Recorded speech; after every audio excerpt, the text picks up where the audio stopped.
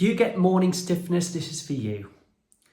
It's really common. We've all had it before. We've all overdone it at the gym or in the garden over the weekend, or we've been for a long walk and it's been a really long time. It's really common to feel a bit aching, a little bit sore the next day. It's short-lived and it usually gets better in a day or two. But what if it keeps happening? And what if you can't link it to any activity that you've done the day before? Here are my top 5 reasons to why you get morning stiffness and pain.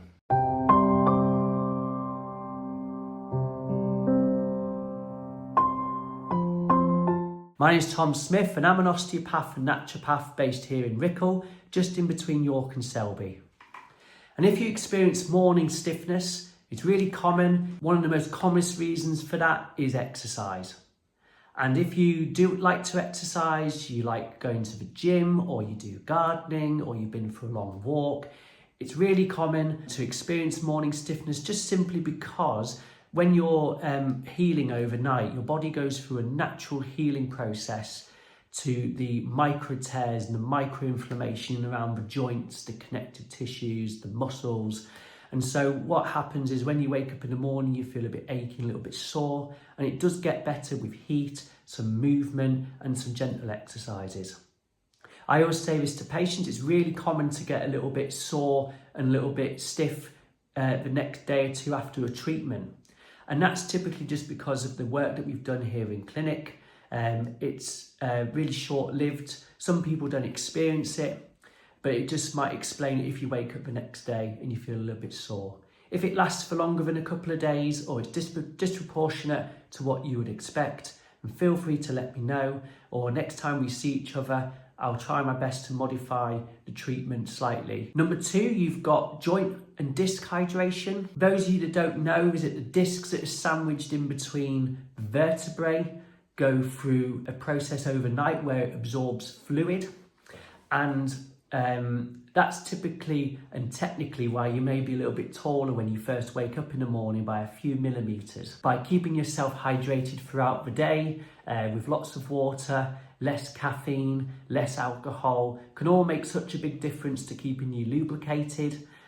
Those of you that like to supplement with electrolytes, this might be a really good way to keep yourself hydrated and withhold some of the moisture and hydration within the tissues itself. Number 3, we've got osteoarthritis or degenerative change. It's really common in osteoarthritis where you will experience stiffness and pain for the first 20-30 minutes of the day, and it does get better as you get moving. You can accelerate that a little bit more with heat from whether it's a hot water bottle or a hot bath or a hot shower, and some gentle exercise or a little bit of walking in the morning can help accelerate that. You've also got your sleeping postures. If you've got a pillow or mattress that needs changing, if it's slightly deformed in any way, you can start to feel springs in your mattress. Your body shape can deform in the mattress and the pillow, and if you've already got stiff neck or stiff back, it's not going to be long until you need to change posture.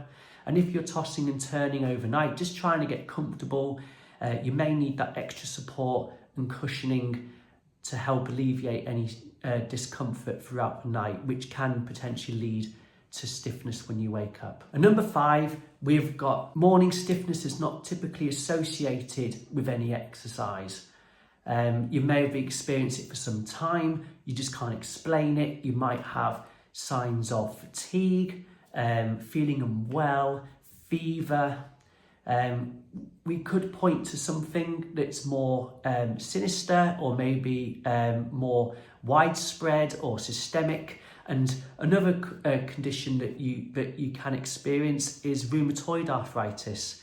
If you've got a strong family history of rheumatoid arthritis, you might have symmetrical joint pains, swellings, redness, fatigue, feeling unwell, and typically you might have morning stiffness that lasts longer than an hour, and it may be better with movement and it will be worse with rest.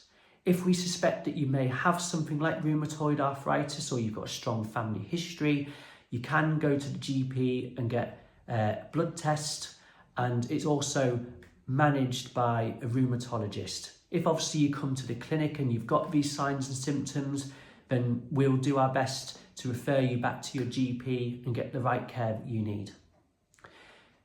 If you're over 50, it's really common to get a condition called polymyalgia rheumatica, which stands for PMR. And typically what you'd experience with PMR is morning stiffness and pain that might affect the neck, both shoulders, both hips, and you may feel it's really difficult and stiff and to get up from your bed, getting up from a chair. You might have real strong fatigue that you just can't shift. And this might need a course of corticosteroids, typically something like prednisolone, and that might even be used as a treatment for lifelong or even for a given time before they reassess it. If you suspect you have this, or a family member has this, or we suspect it's something we need to kind of rule out in clinic, then we can refer you to your GP. As you can see, there's lots of possibilities to why you have morning stiffness, and like I said, most of the time morning stiffness is associated with exercise, something new that you've done. You might have been in the garden for a long time. It does typically get better in a few days, but there obviously are other reasons and other factors for it. So if you are struggling with morning stiffness, feel free to get in touch. You can book online at www.evolveosteopathy.co.uk, and I'll speak to you soon. Many thanks.